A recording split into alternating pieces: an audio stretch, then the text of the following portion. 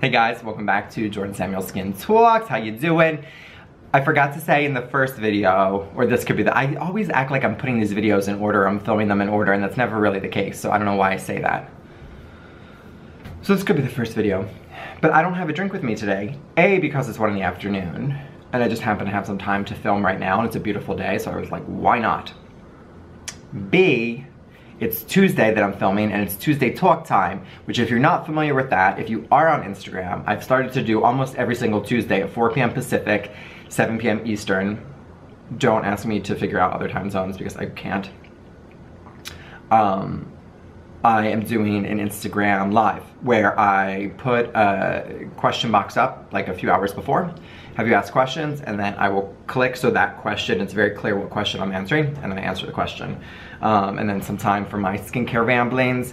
We'll have a martini or a glass of wine during that, so that's why I don't have a drink now, because I'm not gonna be drinking the whole day. I don't drink the whole day. But maybe, you know, what sounds good is like iced tea right now. It's 75 degrees, which yesterday in Seattle was the hottest day in winter ever, or warmest day in winter ever, and I think today is gonna top it. And we're still in winter, it's March 19th, so anyway. Okay, in conjunction with the video about it's not always topical, sort of an offshoot of that is skin sensitivities. So another big thing that I'm seeing online and in the treatment room and elsewhere is people who have, I don't want to say overused acids and retinols because that's not necessarily the case. It's not necessarily an overuse case.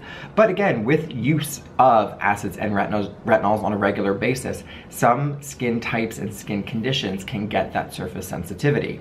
And that surface sensitivity can not really even show itself. You could not really see redness. You couldn't, you know, possibly you don't see breakouts, possibly you don't see dehydration lines, but it's there and it can be very sensitive to certain ingredients. So then you go back to your tried and true moisturizer and it stings or it irritates. Or you go to a aloe and hyaluronic serum and it stings and it irritates.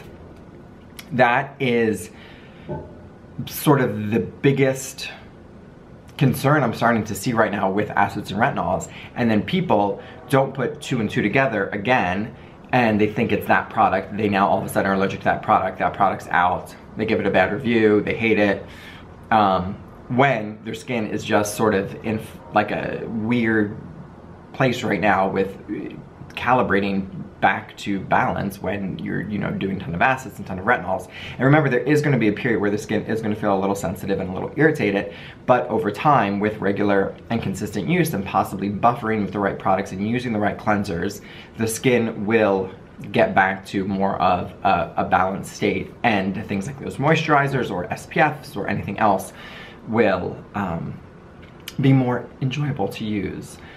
Because those products are really important.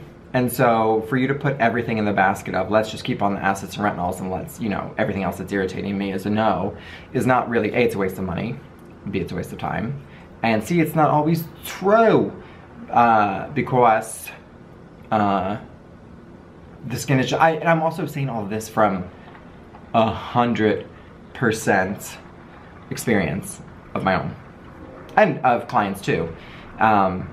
And for me, it's like I overuse retinols, and then certain things like basic products in my line were irritating my skin. I was like, I know they don't irritate my skin or making my skin red. I know they don't make my skin red. But it's the sort of first red flag to like, barrier might be getting a little compromised, skin might be getting a little irritated.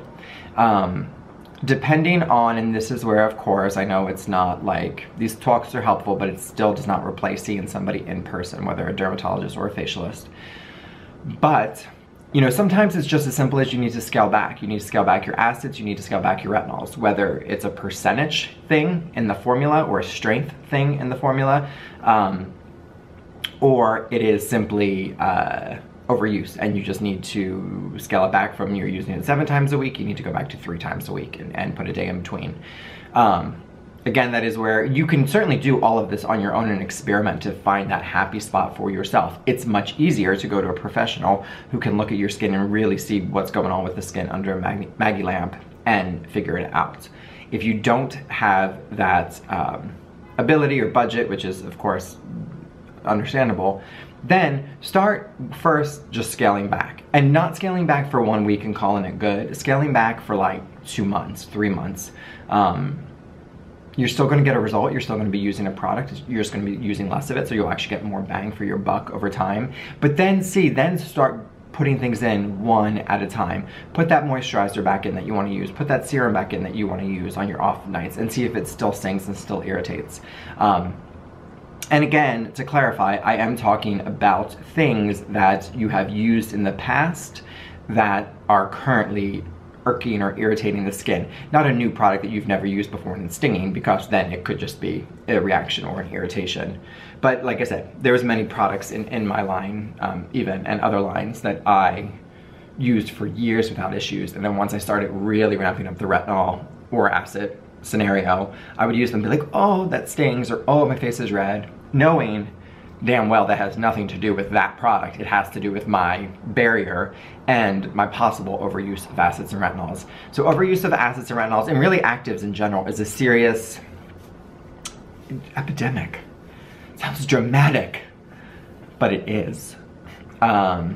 Because again, acids are sneaking into a low-level acid in a cleanser, no big deal. You know, you're getting to see, though, more stronger acids and stronger percentage of acids in cleansers, in toners, in serums, in moisturizers, in masks. Then you're using a washcloth or you're using a muslin cloth. Then you're going and getting a facial and you're getting an enzyme peel or a chemical peel. And then all the while, you're still, you know, maybe your face is getting into a hot shower. The water you're using to wash your face is a little too warm, still stripping those essential oils off the skin, creating that irritation and inflammation even further. And, you know, so it's an epidemic, not even knowing it, just because of, it could be in your cleanser, it could be in your toner, it could be in your serum, it could be popping up in all of these things. And then there's, you know, the once a week more intense exfoliators that some people like to use on top of already using a more gentle one day in and day out. And the one thing I work on most in my practice specifically is skin sensitivities and inflammation and irritation. And yeah, a lot of the time it can be totally genetic, and it can just be, you know, a very pale skin, like a Fitzpatrick 1 or 2. And it's just a genetic sensitivity, but mostly it's sensitized, and it is from the overuse of acids and the overuse of retinols. Amazing ingredients, do not want to be without them, but you do have to find that happy balance, that happy spot, that happy medium. So this went off onto more of an acid retinol talk, which is great because this will then be a follow-up to the acid talk I had with Narrow to Joy, which you will see in March. But mainly to say, don't poo-poo your other products. That can be a sort of a wake-up call. It's like, oh, let's step it back with the acids, let's step it back with the retinols. If something you've used in the past is now giving you a little bit more irritation, redness, inflammation, sensitivity, warmth on the skin, that can be a sort of a wake-up call. I actually, so again, something that's interesting, a little tidbit before I go, was when we were reformulating and creating the newer formulas of the products, we were playing around with a preservative system that worked for the EU process, but also for my skin. And my skin being super sensitive at the time, I was trialing all these things with an overuse of like retinol going on. And so it was great because we ended up with a great formula just by doing that. But because I still have these samples of products, I have been putting them on my skin, and now my skin, because I've not been overusing my acids and retinols, is fine and loves it. So that is a true case in point of your skin sometimes just cannot handle certain ingredients just because it's been sensitized by acids and retinols, and it's not a lifelong sensitivity, irritation, inflammation thing. So, as always, a little more food for thought. I hope you guys enjoyed that. I hope you find it helpful. And seriously, thank you as always. So many of you share these videos on Caroline Hiron Skin Freaks group, Skincare Freaks group, on Instagram, and it means so much. Being direct to consumer with no investors and a smaller, you know, budget and smaller company, getting these videos out there and then having you all be able to share them and help get the brand awareness out there means so much to us. We cannot thank you enough. Thank you for watching, and until next time, bye.